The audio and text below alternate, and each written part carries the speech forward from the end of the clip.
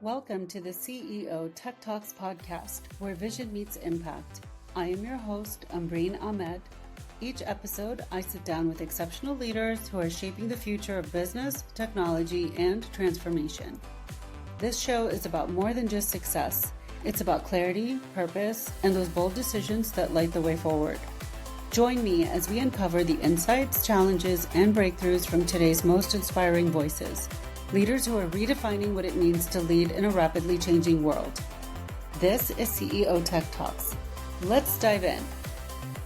Today, we're talking with Barbara Marie, a seasoned real estate broker with the Marty Hampton team at EXP Realty, one of the top performing and most respected teams in the country. Barbara's career is built on more than sales. It's about trust, relationships, and helping people navigate major life decisions with expertise and heart. We'll explore how she's adapting to today's fast-changing housing market and what truly sets great brokers apart. Welcome, Barbara. Thanks for joining. Thank you so much for having me. Well, let's get into it. Tell us about yourself and how you got into real estate. Well, I have been working in real estate now for about 4 years, which doesn't sound like a long time, but in my 4 years, I've been able to help over 200 families here in the Greater Triangle area with both selling and buying. I was in media for 25 years, working with regional, local, and national brands to build their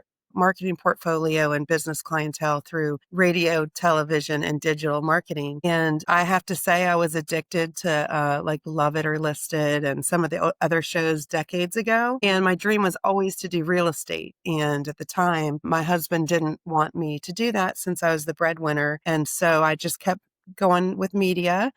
And once we all got quarantined, I decided this is my time. Me and my husband, broke up before the quarantine, but shortly there. And I just put my nose down and I did my 9 to 5 job. And then from 6 to 10 every night, I did night school for about 10 weeks. And the North Carolina exam is the hardest in the country from what I've been told. So I only told a handful of people because I didn't want to be a failure. And I passed it on my first try. And I'm very blessed. I have my own firm, which is Barbara Marie Realty, but I hang my license with the Marty Hampton team, which is the powerhouse real estate firm in the Triangle. She's phenomenal with 30 years experience helping over 10,000 families. So I've really been blessed to be a part of such a phenomenal brokerage, and I love real estate. It's really fun. Um, yeah, lots of fun, lots of similar experience that I had in media. I did work with all the major home builders and developers in our area, and the medical and home service categories were my big categories. So I knew a lot about repairs, cost of repairs, just doing really closely with a lot of the leading companies in the Triangle. So it really helped elevate super fast to being a top producer in the market. Wow, that sounds like a lot of different things you were involved in. We all take things that we learn throughout our lives and throughout our careers, and it's just a stepping stone to make us better of where we go next. So I've definitely used that. Very Yeah. cool. So what does a typical day look like for you? So a lot of times, days kind of can start off like, what am I doing today? And then at the end of the day, it's like, how did I do all this today? So, I help both buyers and sellers. So when I say that, if I have a hole in my day, there's times that I have to do check-ins of homes or properties that are vacant just to make sure the lights are off, there's no creepy crawlies, things look good, presentation is perfect for my seller clients.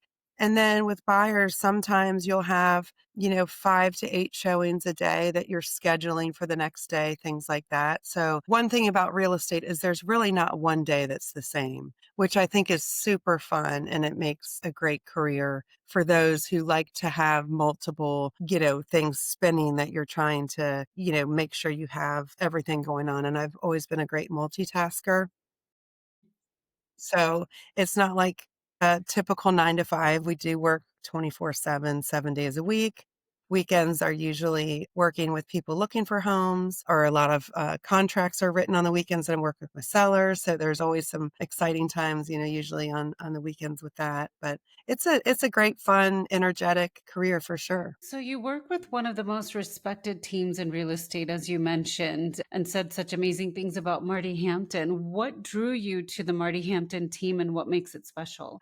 So because of my marketing background, I was in Tallahassee, Florida, and I worked in media in the Triangle for decades. I moved to follow my husband's career, and that didn't work out. And the VP of Curtis Media, which is a top local broadcaster in our market, moved me back and paid for my move. So when I said, Trip, what do I do now? I've got 3 kids. I got to find a house. I've got 2 days to find a house.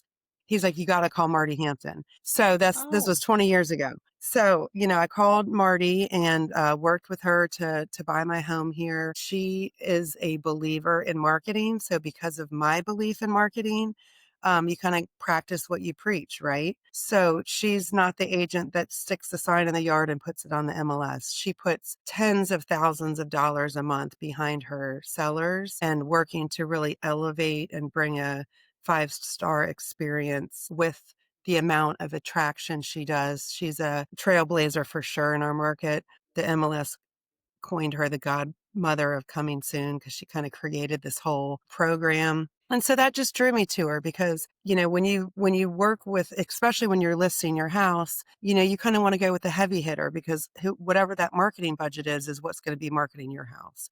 And because I spent 25 years working with companies saying, you got to put 6 to 12% of your sales into marketing. She does that. And so that really aligned with my core belief.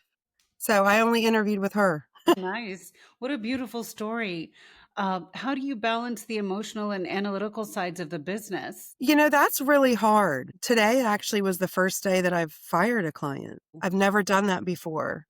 And there's some things that you just have to be true to yourself and your core. If there's not an alignment with somebody, you don't want to make somebody work with you. That's not enjoyable. Selling and buying real estate is already so much emotions. There's so much stress. It's a lot on of course, the main person, which is either the buyer or the seller. But a lot of times, especially me, because I have a really big heart, I have sleepless nights. I have stress and worry for my clients, just like they do. So balancing that is a challenge because, you're working with $500,000 of somebody's investment, sometimes more, sometimes less. But on average, our average home price in Wake Forest, specifically where I live, is $580,000. That's a lot of responsibility. So I try to come across with facts, keeping my sellers or my clients involved in what's happening in the market, how the days of market has changed, how showings have slowed down, just all of the things. I just back everything I can with facts and then just talk through strategy. And so, what are those shifts that you're seeing right now in the market? Well, our book club, we just look, I got this for you. We just got this for my book club. I don't know if you can see it.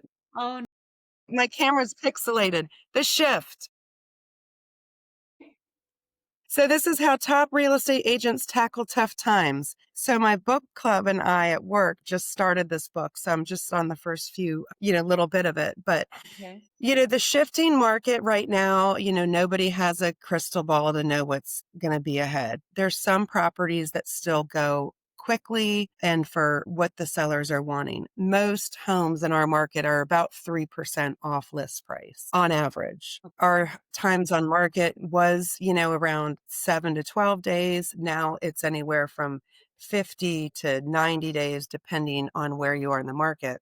The problem is the education. So I'm in my 50s, um, you know, and people in my age, younger and a little bit older, none of us have it really experienced what we're experiencing now. So interest rates that right now, thankfully, are in the very low sixes. In our lifetime, that's high, right? Like our parents had 18% interest rate, so they think nothing of it. But anyone who's in my age frame and lower, really Most people, kind of see that as a really high interest rate, and it's really not. At the same time, a balanced market is 90 days of supply. So right now in the Raleigh market, we still don't have that 90 days of supply, but it's shifted because there's not as many buyers out there. There's more homes on the market than there are buyers. So sellers who are stuck in the 2020 to 2023 market thinking they can put their house on the market and they're going to have, 20 showings and 6 offers in 2 days. You just have to really educate with facts. I mean, you can't argue with the facts. And, that's just, the key. So the shifting market is really just about education. Springtime is typically the best time to sell your house. In my experience, right now and into the winter months is the best time to buy a house. So right now with my buyers, I'm getting seller concessions to help pay closing costs, to help pay their rate down 2%, all kinds of different strategies that is just for the buyers right now that has not been there for years. How is this shift affecting your strategy for your business growth, for your portfolio? Well, I see, the headlines and do a lot of research on the market and it's the worst market in 30 years. I'm having my best year. I've always been a firm believer to put your head down, Mhm. focus, keep doing what you're doing. Action brings results. So I could sit around and, go to the movies or, go on a vacation and say, oh, nobody's buying houses. I'm not working anymore. Or I could just keep doing what I've been doing and, you know, keep that line moving. So, how has the rise of technology, automation, digital marketing, AI changed the way you work day to day? So I love it.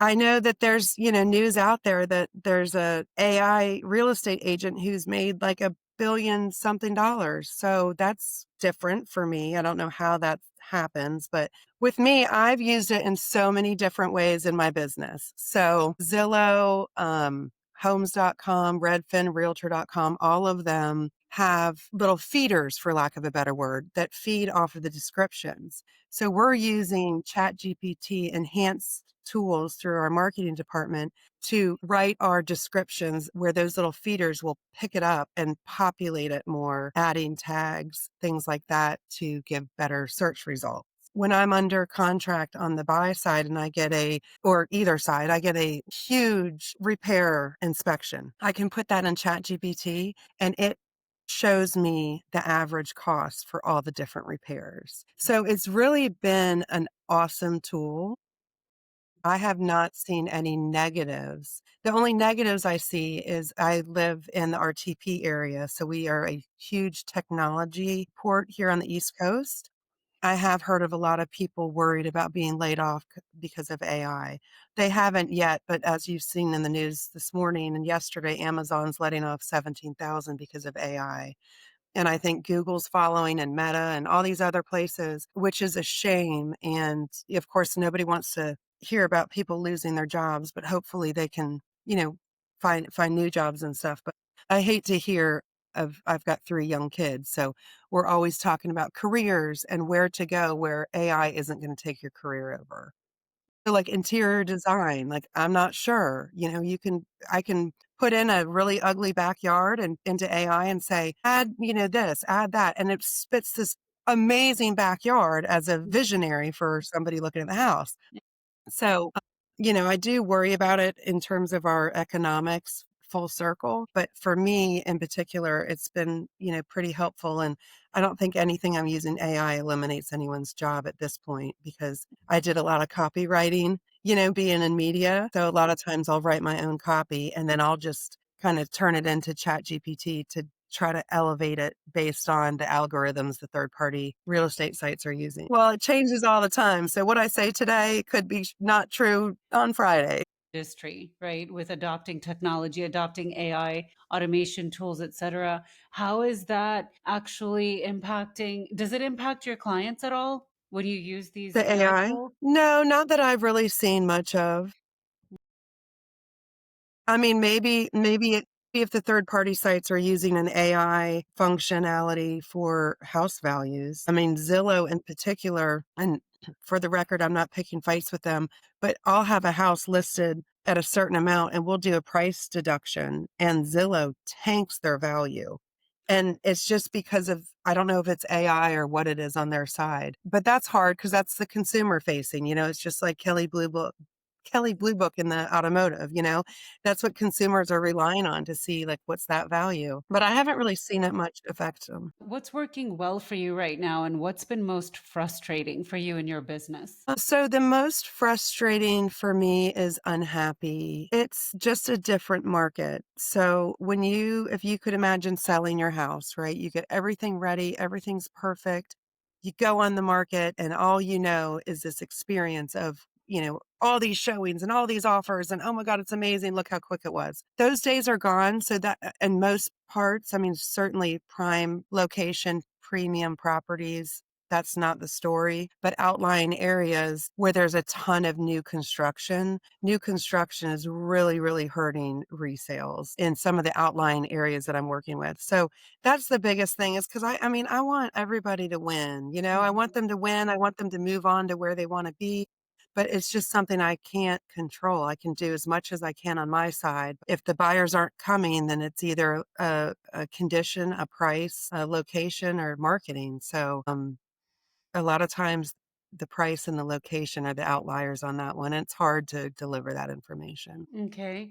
You just mentioned marketing. How does marketing negatively affect anything in your business? Well, so some people in this business will just put it on the MLS and that's all they do. Okay, so it's not enough outreach. So yeah, you really, really in a down market, you really have to be as aggressive as you can. Okay. We do pay, with paid marketing, Matterports, with the Zillow showcases that we're doing that elevate the listing. Of course, open houses, book, all the things that I'm sure you use every day. But um, yeah, that's the big thing is if you're not marketing your home aggressively and not many people know about it, then that hurts you. True. So, what metrics are you most focused on improving in your business? Time management. Okay. So, tell me more. Well, I just, I would love to not work 7 days a week. Okay.